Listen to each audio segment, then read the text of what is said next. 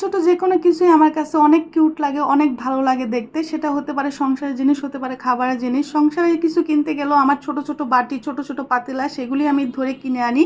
আর খাবারের জিনিসও ছোট কিছুই আমার কাছে সবচেয়ে বেশি ভালো লাগে। তো যাই হোক, সেদিন হাজব্যান্ড কাঁঠাল নিয়ে এসেছিলো। কাঁঠালটা এত ছোট ছিল, এত কিউট ছিল, কি বলবো। ভিতরে অল্প কয়েকটা রোয়া হয়েছে, কিন্তু রোয়াগুলো এত মিষ্টি ছিল, এত মানে কচকচে ছিল। সিজনারি কাঁঠালও এত সুন্দর হয় না, এত মজা হয় না। আর বাজারে যেই হারে আম কাঁঠাল উঠেছে, মনে হচ্ছে জ্যৈষ্ঠ মাস চলেই এসেছে। হ্যালো এভরিওয়ান, আসসালামু আলাইকুম। সকালের নাস্তা দিয়ে ভিডিওটা শুরু করে দিলাম। আজকে সকালে নাস্তায় ছিল পাস্তা, বাচ্চাদের ফেভারিট। তো স্কুল থেকে আসার পর এত তাড়াহুড়ায় থাকি, মানে তাড়াহুড়ায় কি নাস্তা বানিয়ে দেবো বাচ্চাদের, তো পাস্তাটাই আমি বানিয়ে দিই, কারণ এটাই আমার কাছে সবচেয়ে বেশি সহজ মনে হয়। আর বাচ্চারাও খুবই মজা নিয়ে খায়। আর বাচ্চারা যেটা পছন্দ করে সেটাই তো আমরা মায়েরা দেওয়ার চেষ্টা করি।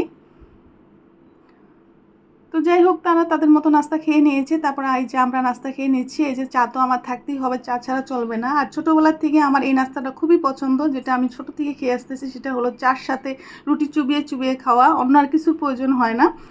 বিশেষ করে বেশি তাড়াহুড়া থাকলে আমি এইভাবে নাস্তা করে নিই। তো আজকে দুপুরের রান্নায় মেনুতে ছিল ডিম, আলু, আর ছিল হলো পুঁই শাক। তো আমি অনেক দিন ধরে আলুর ঘাটি রান্না করি না ডিম দিয়ে, তো সেটাই রান্না করতেছি।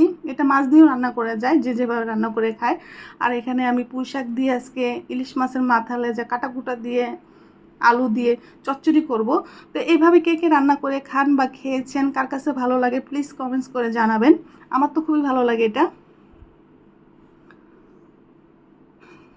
তো এখানে আমি প্রথমে মাছের মাথাটা দিয়ে ভালোভাবে কষিয়ে নিয়েছি, ভেঙে ফেলেছি মানে কাটাকুটাগুলি। তারপরে আলু দিয়ে সিদ্ধ করে ফেলেছি কষিয়ে, কারণ শাক দেওয়ার পরে আমি এখানে কোনো পানি দেবো না, শাকের পানি দিয়ে শাকটা সিদ্ধ হবে, তার জন্য আলুটাকে আগে ভালোভাবে কষিয়ে নিয়েছি।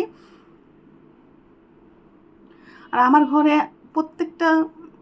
প্রত্যেক দিনের তরকারির সাথে একটা সবজি থাকতেই হবে। সবজি ছাড়া মনে হয় যেন কি জানি মিসিং, খেয়ে ভালো লাগতেছিল না। সবজি তো থাকতেই হবে, যে কোনো, সেটা শাক হোক বা কোনো সবজি হোক।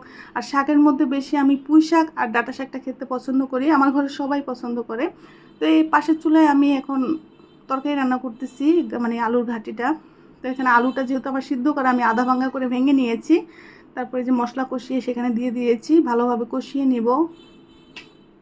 আর এদিকে আমার শাকটা হয়ে যাচ্ছে, দেখেন কত পানি উঠেছে শাকের থেকে। এটা পুরো চচ্চড়ি করে ফেলবো। ওই যে আমি আলুটাকে কষিয়ে পানি দিয়ে দিয়েছি পরিমাণ মতো, যেহেতু আমার আলুটা সিদ্ধ করা। আর ওর পাশে আমি ডিমও ভেজে নিয়েছি। তো এই যে আমার আলুর ঘাটি রান্না করা শেষ ডিম দিয়ে। এটা অনেকে মাছ দিয়েও রান্না করে, কিন্তু এটা খেতে খুবই ভালো লাগে। তো যে আলুটা আধা ভাঙ্গা ছিল, ঝোলটা একটু ঘন ঘন হয়, ভালো লাগে খেতে। অনেক দিন পরে রান্না করলাম।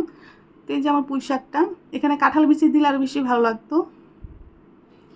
তো যাই হোক, দুপুরে খাওয়া দাওয়ার পর সন্ধ্যায় বাচ্চাদের লিচু দিলাম। লিচুটা খেতে খুবই মজার ছিল। আল্লাহ হাফেজ।